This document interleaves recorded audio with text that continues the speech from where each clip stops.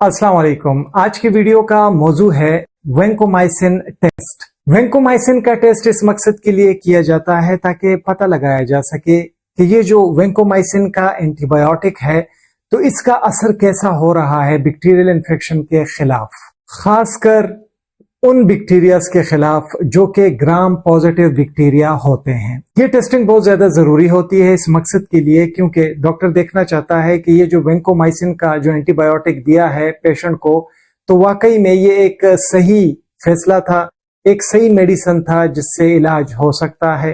तो इसके बाद जो प्रॉपर डोजेज दी जाती है तो वो भी ठीक तरह से दे दी जाती है। कुछ कॉमन मेथड्स हैं जिसमें वैंकोमाइसिन का टेस्टिंग होता है तो उन मेथड्स पर बात करेंगे। पहले नंबर पर जो कहलाता है वो MIC टेस्टिंग कहलाता है जिसे मिनिमम इनहिबिटरी कंसंट्रेशन कहा जाता है। दूसरा है वैंकोमाइसिन ससेप्टिबिलिटी टेस्टिंग। तीसरा है वैंकोमाइसिन ट्रफ लेवल मॉनिटरिंग और चौथा है जेनेटिक टेस्टिंग। अभी बात करते हैं कि पर्पस क्या है वैंकोमाइसिन टेस्ट करने का, मकसद क्या है। तो पहले नंबर पर है असेसिंग ससेप्टिबिलिटी। ये पता लगाना, ये देखने के लिए जो मखसूस किस्म का बैक्टीरिया है, जो मखसूस बैक्टीरियल स्ट्रेन है उसके खिलाफ ये एंटीबायोटिक सेंसिटिव है, काम कर सकता है, मुअस्सर है और इस वैंकोमाइसिन की वजह से वो इन्फेक्शन ठीक हो सकता है। दूसरा जो मकसद है इस टेस्ट के करने का वो है थेरेप्यूटिक ड्रग मॉनिटरिंग। ये वैंकोमाइसिन का जो लेवल है उसको मॉनिटर करना उस मरीज में जिसका इलाज चल रहा है तो ये यकीन दहानी हो जाती है कि जो वैंकोमाइसिन का ड्रग है, मेडिसिन है, उसका जो लेवल है वो थेरेप्यूटिक रेंज में है।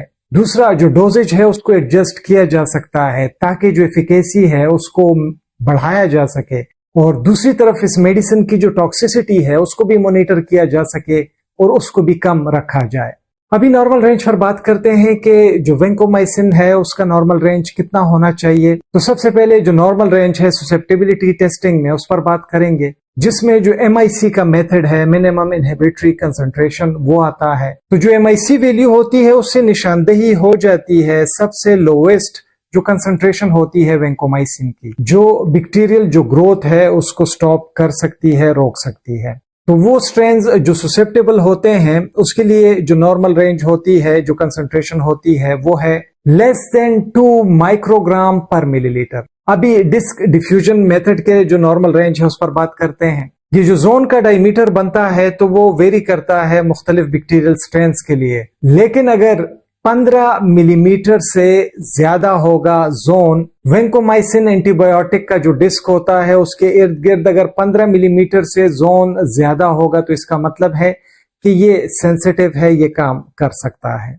अभी उस नॉर्मल रेंज पर बात करते हैं जो कि होता है थेरेप्यूटिक ड्रग मॉनिटरिंग के लिए। इसमें आता है ट्रफ लेवल। जो मरीज बहुत ज्यादा सीरियस होते हैं, जिनमें बहुत ज्यादा सख्त इन्फेक्शंस होते हैं, तो उनके लिए जो टारगेट ट्रफ लेवल रखा जाता है तो वो 15 से लेकर 20 माइक्रोग्राम पर मिलीलीटर तक होता है। अगर इन्फेक्शन कम होगा, इतना ज्यादा नहीं होगा, तो उसके लिए जो ट्रफ लेवल रखा जाता है वो है 10 से 15 माइक्रोग्राम पर मिलीलीटर, जो कि एक्सेप्टेबल है। अभी सैंपल कलेक्शन पर आते हैं कि कैसे सैंपल लिया जाता है वैंकोमाइसिन टेस्ट के लिए। तो सबसे पहले ससेप्टिबिलिटी टेस्टिंग पर बात करेंगे जिसमें जो सैंपल होता है वो बैक्टीरियल आइसोलेट होता है। मरीज का जहां पर भी इन्फेक्शन होगा वहां से सैंपल लिया जाता है, जैसे कि ब्लड ले सकते हैं, यूरिन ले सकते हैं, टिश्यू ले सकते हैं। इसको कल्चर किया जाता है और बैक्टीरियल स्ट्रेन को आइसोलेट किया जाता है। फिर ये जो आइसोलेटेड बैक्टीरिया होता है इसके खिलाफ वैंकोमाइसिन एंटीबायोटिक का डिस्क इस्तेमाल किया जाता है और देखा जाता है इस बैक्टीरियल आइसोलेट के खिलाफ ससेप्टिबिलिटी को। सैंपल कलेक्शन में जो दूसरा मेथड आता है वो होता है थेरेप्यूटिक ड्रग मॉनिटरिंग का। इसमें ब्लड का सैंपल लिया जाता है, खून का नमूना लिया जाता है मरीज से बिल्कुल उस वक्त जिस वक्त इसने वैंकोमाइसिन का मेडिसिन नहीं लिया होता, यानी उससे पहले जो खून का नमूना है वो मरीज से लेना होता है। और यहाँ पर इसे ट्रफ लेवल कहा जाता है, यानी कि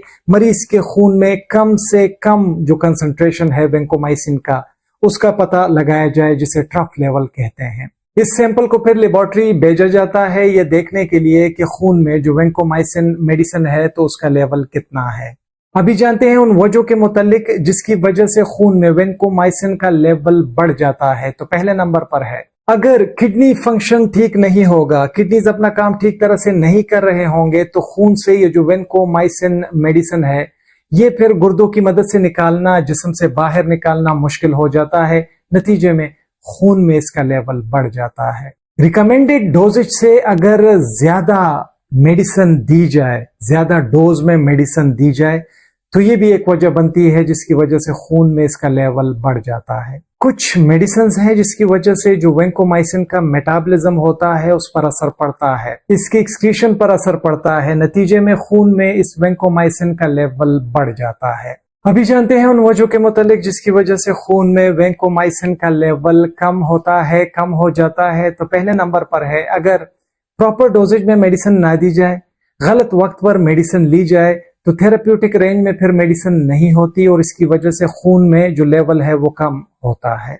कुछ हालतें हैं जैसे कि अगर गुर्दे बिल्कुल ठीक काम कर रहे हो या फिर रीनल क्लियरेंस जो है ये अगर बढ़ जाती है, तो इसकी वजह से भी ज्यादा मेडिसिन जो है वो जिस्म से निकलेगा, नतीजे में खून में इसका लेवल कम होगा। मिस्ड डोजेज अगर होंगी या फिर अगर एडमिनिस्ट्रेशन जो मेडिसिन की है वो गलत होगी, तो इसकी वजह से भी जो ड्रग लेवल है उस पर असर पड़ता है। बहुत ज्यादा शुक्रिया एमएलटी हब विद कामरान देखने के लिए। वीडियो पसंद आई हो, वीडियो को जरूर लाइक कीजिएगा, दोस्तों के साथ शेयर कीजिएगा, हमारे channel MLT hub with Kamran को सब्सक्राइब कीजिएगा। अपना ढेर सारा ख्याल रखिएगा। अल्लाह हाफिज।